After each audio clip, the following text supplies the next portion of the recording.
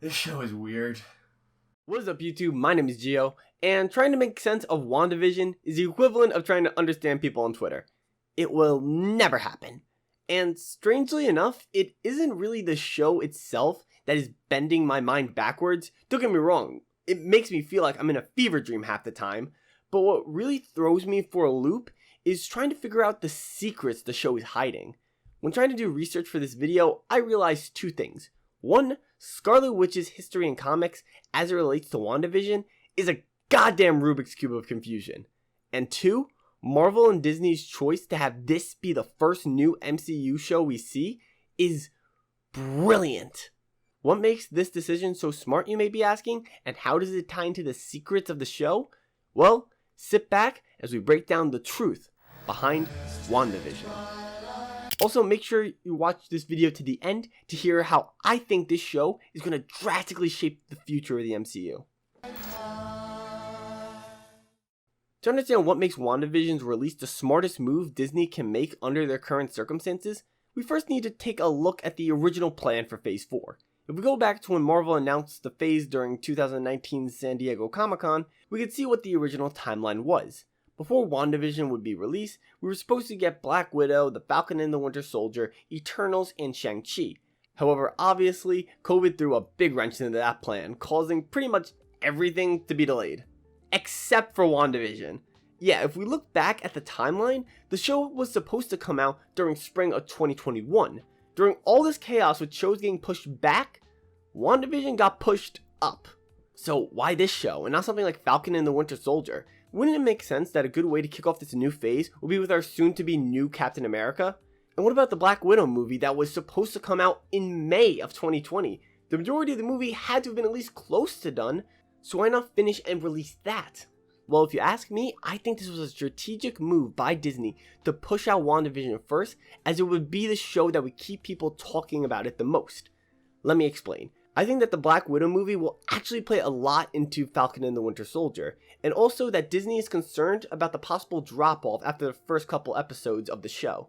Falcon and the Winter Soldier seems like a pretty straightforward series, nothing too crazy or world-changing happening. So if people aren't interested in the first couple episodes, then they'll probably stop watching, and that leaves a bad mark on the MCU shows on Disney+.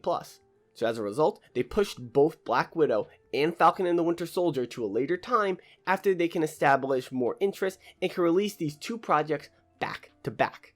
So how does WandaVision create this interest, you might be asking? Well, what sets WandaVision apart from any other Disney Plus MCU series is that the whole show is a mystery, something for the audience to try and solve. What gets people to keep talking about a show until the next episode? Theories, predictions of what will happen next, and who is behind everything. We saw this happen on a bigger scale with another Disney property, during the time between Star Wars The Force Awakens and The Last Jedi. Say what you want about TFA, but it left so much for the audience to speculate about. Who are Rey's parents? Why did Luke disappear? How did Snoke come to power? All these questions and subsequent theories on YouTube kept the Star Wars hype going into The Last Jedi, where that movie proceeded to take all those theories into Crime Alley and kill them. But that is a story for another day. My point is that WandaVision is theory bait, and it is happening every week. Each episode we get some answers and some new questions, and what it does is it keeps the audience talking about the show and coming back week after week to see what will happen next and if our theories are correct. As humans, we like to solve mysteries and to answer unanswered questions. You can't do that with something like Falcon and the Winter Soldier. It also helps that anyone that tries to dig deep into Wanda and Vision's past in the comics for answers will be met with a clusterfuck of information that barely makes any sense. Like, fun fact, did you know that originally Wanda's kids became the arms of the devil? Yeah, comics are weird. This creates an even bigger mystery and causes people to come back to see what crazy shit's gonna happen next week. If you ask me, WandaVision's early release was the best answer for Marvel after their original plans fell through. The show has no immediate attachment to anything else in the MCU prior, it's very stylized which helps it stand out, and the series had the possibility to spark much more discussion than any other MCU show on Disney+. Now, it's also very possible that I am giving Marvel and Disney way too much credit. But with all that I've seen, I think there is a chance of this actually being what happened. So in honor of all the theories coming out for this show, I'm going to tell you my theory on where WandaVision is going.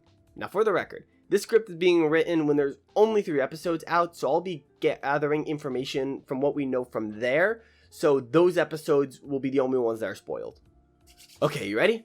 My theory is that WandaVision is going to be how Marvel brings the X-Men into the MCU. I know, that sounds crazy, but hear me out. I'm not saying that we're going to get a new X-Men movie anytime soon. I think Kevin Feige has made that very clear. But the show has created a way to where Marvel can cleanly add them in. In the series, it is clearly shown that Wanda's powers have evolved to bend reality to a certain extent, to the point where she has created Westview as this idealized world to live in with Vision, and that she is manipulating many people to play along, as we get hints in the trailer that the residents of Westview are stuck here against their will. On top of that, when Wanda discovers Geraldine is really a part of the Sword Agency, she ejects her out of her bubble. But how does this information connect to the X-Men?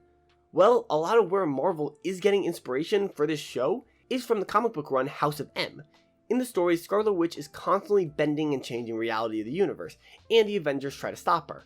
However, before they can get to her, she shifts the entire universe, like she changes reality completely to make a sort of perfect world for these characters. Now, obviously Marvel is scaling down a lot of this story, but the main points are still there. Wanda's creating her own little world while manipulating others against their will. People are trying to stop her, even down to bringing Vision back to life and creating her kids from nothing. Not to mention that House of M is an X-Men heavy story, and the Sword Agency's main connection in the comics is to the X-Men. So with all this in mind, here are my working theories with WandaVision. To start off safe, I'm going to say that Vision is still dead, and the character we are seeing is a result of Wanda's reality manipulation. Next, I can see Marvel aging up Wanda's kids by the end of the show, so they can use them in some future Young Avengers movie. Kinda, I'd say, about the age of Hawkeye's daughter. I say that because Evan Peters, also known as Fox's Quicksilver, is on the casting list for the show. Now, some may think that Marvel is going to use him as the new Quicksilver, but I think that if they were going to bring back Quicksilver, that they would use the original actor from Age of Ultron. So what I'm thinking is that Evan Peters is going to play a character called Speed, otherwise known as WandaVision's son Tommy grown up who has super speed. I mean, it would kind of be a nice homage to Fox's Quicksilver, and also, come on, he looks the part. Now the X-Men theory, which, if it happens, I think I deserve some kind of award. I mean, I'm not gonna lie, this is some out there shit. So, my theory goes like this. By the end of the series, Wanda is going to start having a mental breakdown as more and more people start invading Westview and trying to pull her out, until she snaps and cracks reality. Now, she will eventually start to accept the outside world again and leave her bubble. I really don't see the show going on for longer than a season, but before she gets too comfortable, in a post-credit scene, we see Doctor Strange visit Wanda, telling her that she has shattered reality and he needs her to help him fix it, which will lead us into Doctor Strange in the Multiverse of Madness. Now, something similar like this happened in House of M, where Wanda has a mental breakdown and cuts down the mutant population to a fraction of what it was. What if Marvel does the same thing, but in reverse? What if Wanda, by destroying the fabric of reality, makes it so that mutants were always in the MCU, but just hidden in the background, and in the Doctor Strange sequel, this change can be solidified, or at minimum, I think by the end of the series, there will be a backdoor that Marvel can use to sneak the mutants into the MCU. Now, will this happen? Probably not. But that's the fun of theorizing, and it's what's making WandaVision so much fun to watch. Trying to piece things together week after week until we all know the truth behind WandaVision.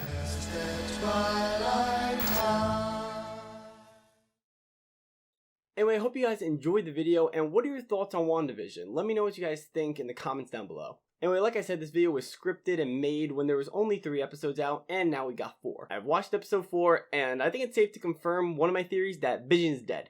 Is that safe to confirm? I think it's safe to confirm, which actually, tell me what your guys' theories are as the show goes on in the comments of this video. Just keep coming back when new theories come out, when you're thinking of more stuff, and let me know down in the comments. I would love to see them and to reply to them, and then we can get a kind of big discussion going on in this video. Also, within a day or two, I'm going to be putting up a poll on what my next video is going to be, some ideas that I have, and I'd really like it if you guys could either comment on that poll or actually participate in it. and tell me what you guys think on what video I should do next. Once again, hope you guys enjoyed the video. If you guys liked it and you're new to the channel, hit that like and that subscribe button. Also, if you think the channel has potential, hit the same buttons. Anyway, my name is Gio, and we'll touch y'all later. Peace.